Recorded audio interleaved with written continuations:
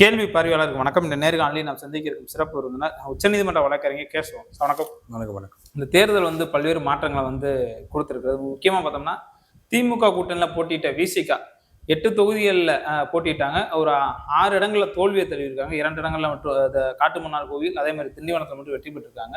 வன்னியரசு அவர்களும் அதே மாதிரி இன்னொருத்தவர் காட்டுமன்னார் கோவிலில் வெற்றி பெற்றிருக்காரு. எப்படி பார்க்குறீங்க இதை? விசிகாவுடைய அந்த பெர்ஃபார்மன்ஸ் எனக்கு பேரதிர்ச்சியாகவும் பேரிடியாகவும் வேதனையாகவும் அமைஞ்சிருக்கு. எனக்கு ரொம்ப அதிர்ச்சி ஆயிட்டேன்னா, ரொம்ப மனவேதனைக்குள்ளா இருக்கேன். நான் எழுச்சி தமிழர் தொல் திருமாவளவன் அவர்கள் தமிழினத்தின் ஒரு ஒப்பற்ற தலைவர், ஒரு போராளி. வாழும் அம்பேத்கர், வாழும் பெரியார், வாழும் மார்க்ஸ்.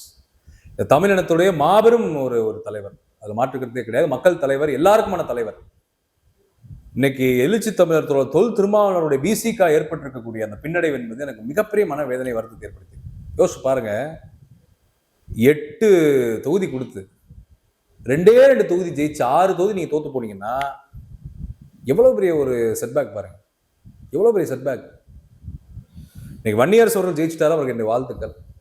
அதுக்கடுத்து நம்ம இவரு ஜோதிமணி காட்டுமன்னார் கோயிலில் ஜெயிச்சிருக்காரு, வன்னியரசு திண்டிவனத்தை ஜெயிச்சிருக்காரு, என்னுடைய வாழ்த்துக்கள், மாற்றுக்கிறது இல்லை. ஆனா நான் சொன்னேன், நான் பலமுறை நான் சொன்னேன், இந்த மாதிரி வெற்றி பெறக்கூடிய வேட்பாளர்கள் நான் ஒரு லிஸ்ட்லாம் அறிவிச்சேன். இன்னைக்கு பாத்தீங்கன்னா திருச்செந்தூர்ல அனிதா ராதாகிருஷ்ணன் வெற்றி பெற்றிருக்காரு. அதற்கு காரணம் அகமது சாஹிப் அவர்கள் இருக்காருல்ல, விசிகாவுடைய இஸ்லாமியர் அவர்கள் இருக்கிறார்கள். அவரு நிறைய பேட்டி கொடுத்திருக்காங்க. ஆமா, அவர் பாத்தீங்கன்னா முஸ்லீம் ஓட்டை ஃபுல்லா வாங்கி கொடுத்திருக்காரு. அனிதா ராதாகிருஷ்ணன் இஸ்லாமியர் ஓட்டை ஃபுல்லா வாங்கி கொடுத்திருக்காரு. அவ்வளவு கலப்பணி பண்ணியிருக்காரு.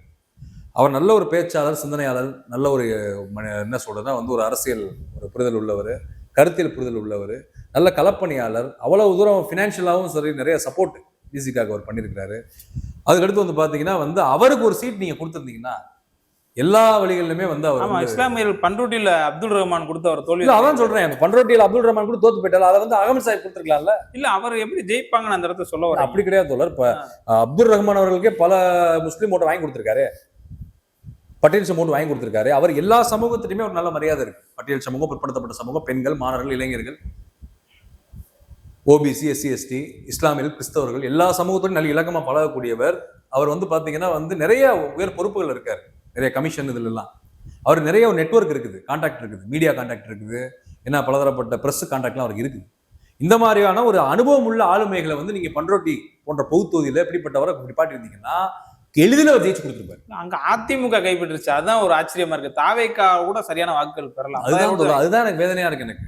அப்ப அகமது சாஹிப் என்று ஒரு உதாரணம். அவரை அவர் அவ்வளவு கான்ட்ரிபியூஷன் விசிகாக்கு பண்ணிருக்காரு, அவ்வளவு ஒர்க் பண்ணிருக்காரு. அவரை மாதிரி பல நபர்கள் இருக்காங்க. அவரை மாதிரி பல நபர்கள் இருக்காங்க. அப்ப நான் ஒவ்வொருத்தர் பேரும் நான் சொல்லிட்டு இருக்க முடியாது. உதாரணத்துக்கு நான் அகமது சாஹிப் ஒரு பேரை சொல்றேன், திருமாவளவன் புரிஞ்சுக்கணும், விசிகா நிர்வாகிகள், விசிகா தொண்டர்கள் புரிஞ்சுக்கணும். அப்ப அவ்வளவு பங்களிப்பு அந்த கட்சிக்கு செலுத்தின அவருக்கு சீட்டு கொடுத்தா ஜெயிச்சிருப்பாரு. பெரியகுளம் தோத்துருக்காங்க, அங்க பாவலண்ணன், கனிமுதன் எல்லாம் பெரும்பாலும் அந்த இடத்த எதிர்ப்பு. அதுதான் தோழர், நான் ஒரு உதாரணம் சொல்லிட்டேன். ஏன்னா அப்ப இப்படி நல்ல கேண்டிடேட்ஸ் நீங்க கொடுத்திருந்தீங்கன்னா, நல்ல வின்னிங் பண்ணக்கூடிய கேண்டிடேட்ஸ், நல்ல கெப்பாசிட்டி உள்ள கேண்டிடேட்ஸ், நல்ல பொட்டன்ஷியல் உள்ள கேண்டிடேட்ஸ், ஏன்னா நல்ல அறிவு, ஆற்றல். அகமது சாஹிப் ஒரு உதாரணம், அதுக்கான அவரை மேற்கோள் காட்டி சொல்றேன், புரிஞ்சுக்குவாங்கன்றதுக்காக. மல்டி ஃபேஸடா ஒர்க் பண்ணக்கூடியவங்க, நல்ல அரசியல் பங்களிப்பு செலுத்தக்கூடியவங்க.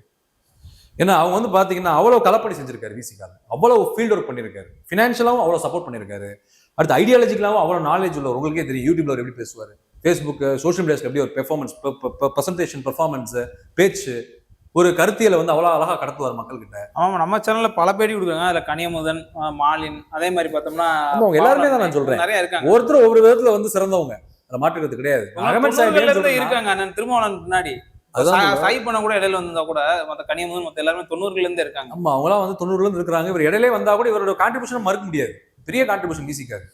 இப்படிப்பட்டவர்கள் நீங்க சீட்டு கொடுக்கல. அதுக்கடுத்து கொடுத்த சீட்டு 6மே அவுட்டு. என்ன ஃபீல்ட் ஒர்க் பண்ணீங்க, என்ன பிரச்சாரம் பண்ணீங்க, என்ன கலப்பணி செஞ்சீங்க? நான் ஒரு அரசியல் விமர்சகரா, ஒரு மூத்த வழக்கறிஞரா, விசிகா ஆதரவாளரா எனக்கு உரிமை இருக்கு கேட்கறதுக்கு. நானும் தான் போனேன் விசிகாவுடைய எல்லா இது என்ன சொல்றதுன்னா தொகுதியில் நான் போனேன், நான் பார்த்தேன், ஃபீல்ட் விசிட் பண்ணேன். அப்ப நீங்க என்ன ஒர்க் பண்ணீங்க, நீங்க என்ன கான்ட்ரிபியூஷன் நீங்க பண்ணீங்க? இவர் திருமாவளவன் ஒரு ஃபேஸ்புக் லைவ்ல சொல்றாரு, கூட்டணி கட்சியினர் விசிகா அதுக்கு ஒத்துழைக்கல, விசிகாவினர் கூட்டணி கட்சியினருக்கு ஒத்துழைக்கல, ஏதோ ஒரு இஷ்யூ ஆயிருக்குது. அப்ப இந்த லட்சம் தான் வேலை பார்த்தீங்களா களத்துல? 6 சீட் அவுட்ன்றது பெரிய பின்னாடி பெரிய செட்பேக், மிகப்பெரிய டிஃபீட். இது ஏற்றுக்கொள்ளவே முடியாது. இது தமிழ்நாட்டுக்கு ஒரு பேராபத்து, விசிகாவுக்கு ஒரு பேராபத்து. இல்ல இது விஜயினுடைய அந்த எழுச்சி காரணமா அல்லது விஜயோட எழுச்சி, சரியான அணுகுமுறை சரியில்லையா? விஜயோட எழுச்சி காரணம்.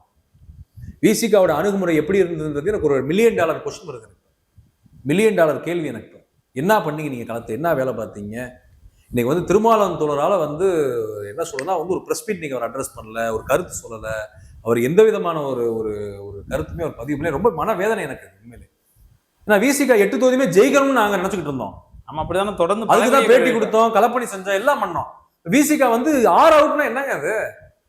ரொம்ப வேதனையா இருக்கு. ஏங்க 100ல வந்து நீங்க 80% அவுட்டுங்க. அப்ப நீங்க ரொம்ப வேதனையா இருக்கு உண்மையில. நமக்கு மன சங்கடமா இருக்கு. நமக்கு விசிகா தொண்டன் தோழன், சாமானிய தொண்டன், ஏழை தொண்டன், விசிகா தொண்டன்.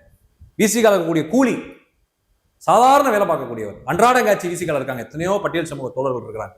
நம்முடைய சகோதர சகோதரிகள் பட்டியல் சமூகத்தை சேர்ந்தவங்க, பிற்படுத்தப்பட்ட சமூகத்தை சேர்ந்தவங்க, ஏழைகள் இருக்கிறாங்க, இஸ்லாமியர்கள் இருக்கிறாங்க, கிறிஸ்தவர்கள் இருக்கிறாங்க. எல்லா சமூகத்துக்காரன் விசிகால இருக்கான். கஷ்டப்படுற சாமானிய தொண்டே இருக்கான். அவன் எவ்வளவு உழைச்சிருப்பான், அவன் எவ்வளவு வேலை பார்த்திருப்பான். சில கட்சி நிர்வாகிகள் சரியா நீங்க கோஆபரேட் பண்ணி ஒத்துழைக்கல. ஓப்பனாவே நான் சொல்றேன். இல்ல அதுக்கு தேமுதிக அவனுடைய வருகை ஒரு காரணம்னு ஒரு கருத்து சொல்றாங்கல்ல. அப்படி இல்ல தோழர். தேமுதிக வந்து பாத்தீங்கன்னா அவங்களுக்கு கூடுதல் இடங்கள் கிடைச்சிருச்சு, மாநிலங்களை எம்பி கொடுத்துட்டாங்க. திமுக அதிருப்தி ஏற்பட்டுச்சுல விசிகா தொண்டங்களுக்குள்ள. சரியா அணுகல அப்படின்னு ஒரு கருத்து வைக்கிறாங்க. விசிகா தொண்டங்களுக்குள்ள அதிருப்தி ஆயிருச்சு. கூட்டணிக்குள்ள அதிருப்தி. தேமுதிக பிரேமலதா பண்ணாத விஷயங்களால அதிருப்தி. பிரேமலதா மேடையில திமிர்த்தனமா பண்ணாங்கல்ல, சிரிச்சாங்க விழுந்து விழுந்து, அதுக்கு அதிருப்தி விசிகா காரங்களுக்கு. கட்சிக்குள்ளே நீங்க வந்து பல உள்ளடி பூசல் வேலைகள், உள்ளடி வேலைகள், பஞ்சாயத்துகள், பிரச்சனைகள், நெருக்கடிகள், உங்களுக்குள்ள ஒற்றுமையின்மை, பிரச்சனைகள், இதெல்லாம் ஏன் பண்றீங்க? உங்களுக்கு நான் சொல்றேன் இல்ல, தன்னோட சுய உழைப்பால், சுய முன்னேற்றத்தால் ஃபேரான விமர்சனம் வைக்கிறேன். திருமாவளவன் தோழர் தப்பா இருந்துக்காதீங்க, விசிகா தப்பா இருந்துக்காதீங்க. உண்மை ஆதங்கப்பட்டு வெறுப்புல நான் பேசுறேன், வருத்தத்துல பேசுறேன், வைத்தறிச்சல் நான் பேசுறேன். திருமாவளவன் தோழர் கடின உழைப்பால, சொந்த முயற்சியால யாருமே அவருக்கு சப்போர்ட் பண்ணலைங்க. அவர் ஆரம்ப காலங்கள்ல ஏழ்மை, அவ்வளவு ஏழ்மை, வறுமை. ஒரு பட்டியல் சமூகத்திலிருந்து ஒரு தலைவன் எழுச்சி பெற்று வர்றான், கல்வியை பெற்று அரசு பணியை தூக்கி போட்டு சமூக பணிக்காக வந்து களத்துல நின்று போராடி 30 ஆண்டுகள் இருந்து களத்துல 1980ல இருந்து 30 ஆண்டுகள் போராடி, சும்மா இல்ல, ரத்தத்தை வேர்வையும் சிந்தி இந்த கட்சியை உருவாக்கி அந்த தனி மனிதனால் தான் அந்த பட்டியல் சமூகம் அங்கீகாரம் பெற்றிருக்கிறீங்க. எல்லாருமே மறந்துடாதீங்க. திருமாவளவன் தோழர் இல்லை என்றால் பட்டியல் சமூக மக்களுக்கான உரிமை கிடையாது, அங்கீகாரம் கிடையாது, அதிகாரம் கிடையாது, பதவி கிடையாது, இடஒதுக்கீடு கிடையாது, எதுவுமே கிடையாது. நீ திருமாவளவன் தோழால் தான் இன்னைக்கு வந்து பட்டியல் சமூக மக்கள் எழுச்சி பெற்றிருக்கிறாங்க. அதை யாருமே மாற்றுக்கிறது சொல்ல முடியாது. அதான் உண்மை. அந்த ஒற்றை தலைவன், ஒற்றை புரட்சியாளர்னாலதான் இன்னைக்கு விசிக்கு அந்த அளவு வந்திருக்கு. எம்பிக்கள் இத்தனை பேர், எம்எல்ஏக்கள் இத்தனை பேர், சட்டமன்றம், நாடாளுமன்றம், இடஒதுக்கீடு, அரசியல் உரிமைகளை பெற முடிகிறது, களத்துல நின்று வேலை செய்ய முடியுது, களத்துல ஃபைட் பண்ண முடியுது. அப்ப அந்த ஒற்றை மனுஷன் எவ்வளவு கஷ்டப்பட்டு கட்சியை உருவாக்கி இருப்பாரு, எந்த ஒரு கனவுகளோட உருவாக்கி இன்னைக்கு கொண்டு வந்து இந்த லெவல் கொண்டு வந்திருக்காரு அந்த விசிக்காக. அப்ப நீங்க ஒத்துழைக்கணுமா இல்லையா? நீங்க வேலை பார்க்கணுமா இல்லையா? உங்களுக்குள்ளே சண்டையை போடலாமா, உள்ளடி வேலை பார்க்கலாமா, உங்களுக்குள்ளேயே ஒற்றுமை இல்லாம இருக்கலாமா, போட்டிகள் இருக்கலாமா, பொறாமைகள் இருக்கலாமா? நீங்க எவ்வளவு அவருக்கு ஒத்துழைக்கணும், எவ்வளவு அவர் சப்போர்ட் பண்ணணும்? இப்ப எல்லாரும் சேர்ந்து இப்படி விசிகா வீழ்த்திட்டீங்க. இதுல பெரியகுளம் ஓபிஎஸ் அவரோட சொந்த ஊர். அது அவர் பக்கத்து தொகுதியில் அந்த அளவுக்கு வேலை பார்த்தவர் வந்து பெரியகுளத்துல வேலை பார்க்கல. பெரியகுளத்துல தாவேக்கா வெற்றி பெற்றதுக்கு பின்புலத்துல கூட ஓபிஎஸ் அந்த பலவீனம் தான் காரணம் ஒரு கருத்து வைக்கிறாங்கல்ல. நான் என்ன சொல்றேன், எல்லாருக்குள்ளேயும் உங்களுக்கு ஒற்றுமை கிடையாதுங்க. ஒருத்தருக்கு தான் ஆகணும். நீங்க ரெஸ்பான்சிபிளா நீங்க வந்து ரெஸ்பான்சிபிளாவோ நீங்க விளக்கம் கொடுங்க, அதை பத்தி எனக்கு கவலை கிடையாது. ஒற்றுமை இல்லை, உள்ளடி வேலை நடந்திருக்கிறது, உங்களுக்குள் வந்து சரியான ஒரு கோஆபரேஷன் இல்ல. இதோ அதோட ரிசல்ட் தான் இந்த விலை வீழ்ச்சி. 8 வெற்றி பெறுவோம் பேசுறீங்க. இப்ப 2 ஜெயிச்சு தோத்து போயிட்டீங்க. யாரு? தயவு செய்து மறுபரிசீலனை பண்ணுங்க. விசிகா அரசியல் என்பது தமிழ்நாட்டுக்கு தேவை, தமிழ்நாட்டு மக்களுக்கு, தமிழ் மொழிக்கு, தமிழர்களுக்கு தேவை. திருமாவளவன் அவர்கள் தயவு செய்து வந்து கட்சியை ரிஃபார்ம் பண்ணுங்க. இல்ல, இது இறுதியா ஒரு கேள்வி. இதுல வந்து கொள்கையாளர் முன்னணி தோழர்களுக்கு வந்து தொகுதி கொடுக்காதது காரணமா, இல்ல என்ன காரணம் நினைக்கிறீங்க? பலவேறு காரணங்கள் இருக்கு. External factor, internal factor. அந்த கொள்கைவாதிகளுக்கு சீட்டு கொடுக்காது, அதுக்கடுத்து வந்து பாத்தீங்கன்னா முன்னனுபவம் இல்லாதவங்க சீட்டு கொடுக்காது, அதுக்கடுத்து வந்து பாத்தீங்கன்னா வந்து முன்னாள் எம்எல்ஏக்களுக்கு சீட்டு கொடுக்காது. இந்த மாதிரி நிறைய விஷயங்கள் நான் பலவேறு ஃபேக்டர் நான் அனலைஸ் பண்ணுவேன். ஜோதிமணியே புது ஆளு, அங்கிட்டு பன்னீர்தாஸ் யாரு மக்களுக்கு வந்து பரிச்சயமா இல்ல கொடுத்த வேட்பாளர்கள். வன்னியரசு ஜெயிச்சிட்டானா ஒரு பரிச்சயமான ஆளு. போராடி கடைசி சுற்றுல வெற்றி, போராடி கடைசி சுற்று பயங்கரமான முக்கியம் தான் ஜெயிச்சிருக்காரு. அதுவும் பெரிய வெற்றிலாம் இல்ல, ரொம்ப சொற்பமான வாக்குகள் தான். இப்படியே வந்து எல்லாருமே இப்படி இருந்தா என்ன பண்றது? தயவுசெய்து விசிகா ரிஃபார்ம் பண்ணுங்க. தயவுசெய்து எழுச்சி தொழில் திருமாவளவர்கள் நீங்க ரிஃபார்ம் பண்ணணும். வழியே கிடையாது. நீங்க அதை பண்ணலைன்னா அப்புறம் அது பெரிய சிக்கலாயிரும். விசிகாவை சீர்திருத்துங்கள். விசிகாவில் வந்து பாத்தீங்கன்னா பல்வேறு முன்னெடுப்புகளை செய்யுங்க. இன்னும் நமக்கு அரசியல் வேலைகள் நிறைய இருக்கு. எழுச்சி தொழில் திருமாவளவர்களுக்கு என்னுடைய கோரிக்கை தான் அது. நான் அவருக்கு அறிவுரை சொல்றவங்க நான் பெரிய ஆள் கிடையாது. கோரிக்கை, வேண்டுகோள், ஒரு விதமான ஒரு கருத்தை நான் பதிவு பண்றேன். விசிகா தொண்டர்கள் புரிஞ்சுக்கோங்க. என்றும் விசிகா இருக்கணும் தமிழ்நாட்டுல, அரசியல் பண்ணணும். விசிகா தான் தமிழ்நாட்டை பாதுகாக்க முடியும். எழுச்சி தமிழர் தொல் திருமாவளவர்கள் தான் தமிழ்நாட்டை பாதுகாக்க முடியும். என்னுடைய கருத்தை நான் வச்சுட்டு ஓப்பனா உண்மையை பேசிட்டேன். இதெல்லாம் நடந்திருக்குங்க தமிழ்நாடு முழுக்க, நான் பார்த்தேன், அப்சர்வ் பண்ணேன். எனக்கு நிறைய வகையில் செய்திகளை கலெக்ட் பண்ண முடியும், எனக்கு தெரியும் கான்டாக்ட்ஸ். அதை வச்சு நான் சொல்றேன் என் கருத்தை. புரிஞ்சுக்கோங்க. நீ வரக்கூடிய சட்டமன்ற தேர்தல், உள்ளாட்சி தேர்தல், நாடாளுமன்ற தேர்தலில் நல்ல நிலைப்பாடு எடுத்து சரியான வியூகங்களை அமைத்து வெற்றியை நோக்கி நகருங்க. அதிகாரமற்ற அரசியலால் எந்த பயனும் இல்லை என்று பாபா சாஹிப் டாக்டர் அம்பேத்கர் சொல்லியிருக்காரு. அதிகாரம், அரசியல், மக்கள் பணி, கருத்தியல் பணி, கொள்கை பணி, கோட்பாட்டு பணி, இதுதான் நம்முடைய பணி, மக்கள் சேவை.